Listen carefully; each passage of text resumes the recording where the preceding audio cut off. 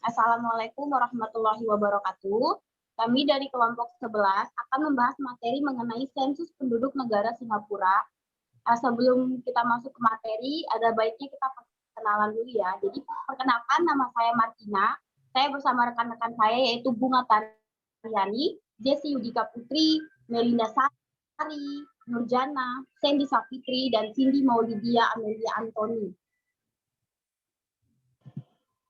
Jadi sensus penduduk negara Singapura yang kita bahas hari ini tuh apa aja sih sebenarnya. Jadi ada pelaksanaan, ada teknik pelaksanaan, ada juga bentuk pelaksanaan, sama ada ringkasan.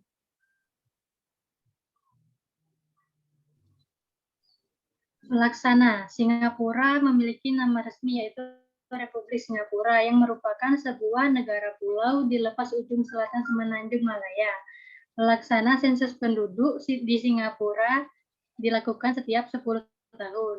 Pada tahun 1970, 1980, 1990, 2000, 2010, dan 2020 dengan cara mengumpulkan, menghimpun, menyusun, dan menertibkan data-data demografi, ekonomi, dan sosial yang menyangkut semua pada waktu tertentu di suatu negara atau wilayah. Di Singapura, sensus penduduk yang dilaksanakan pada tahun berakhiran angka 0. Lanjut.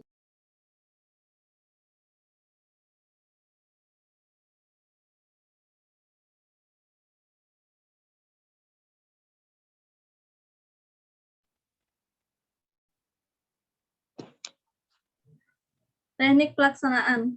Singapura berhasil menurunkan angka kelahiran dengan melaksanakan program KB yang mulai diterapkan sejak pemisahannya dari Malaysia, yaitu pada tahun 1965 dengan mendirikan Singapore Family Planning and Population Board.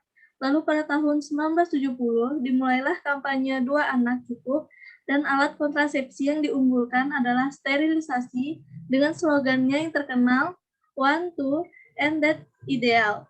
Sterilization, the best method for family limitation. Pemerintah juga mengkampanyekan peraturan jarak kelahiran untuk anak kedua serta pendewasaan usia perkawinan.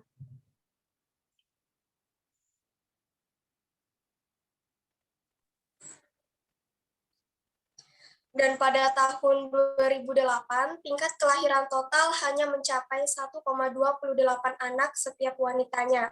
Tahun 2008 terdapat 39.826 bayi lahir dibandingkan dengan 37.000 bayi pada tahun 2005.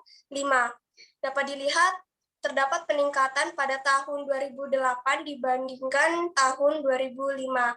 Tapi jumlah ini belum cukup untuk mempertahankan pertumbuhan penduduk. Untuk mengatasi masalah ini, pemerintah mendorong warga asing untuk pindah ke Singapura. Jumlah imigran telah mencegah populasi Singapura berkurang.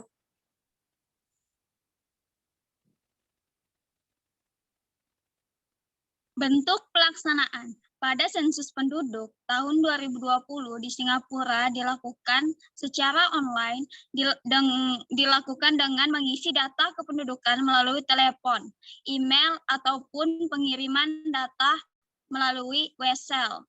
Rendahnya partisipasi masyarakat di dalam mengisi data kependudukan secara online akan berpengaruh terhadap rendahnya respon rate dari sensus penduduk tersebut, sehingga masih perlu dilakukan pendataan door-to-door untuk mencangkup orang-orang yang masih belum mengisi data kependudukannya secara online. Next.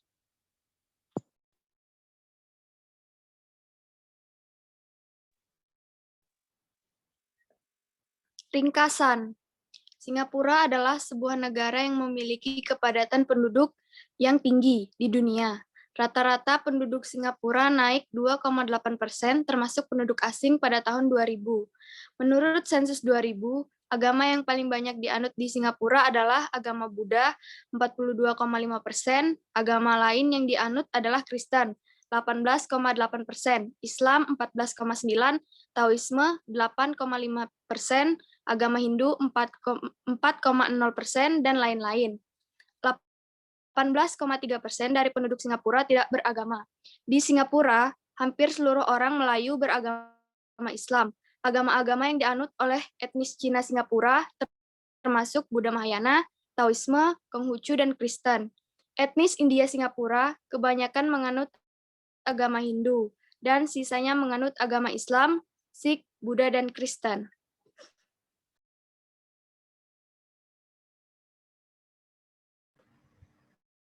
Ringkasan selanjutnya adalah Singapura pada umumnya memberikan kebebasan beragama walaupun sebagian kelompok diperiksa dengan teliti oleh pemerintah. Terdapat juga kelompok agama yang telah dilarang, antara lain saksi-saksi Yehua yang dilarang karena tidak mau mengikuti wajib militer. Di kota Singapura sendiri ada lebih dari 20 sidang yang telah berdiri. Meskipun berada di bawah pembatasan dari pemerintah, mereka tetap membayar pajak walaupun sering ditindas. Jumlah penduduk Singapura secara keseluruhan mencapai 5,08 juta pada akhir Juni 2010.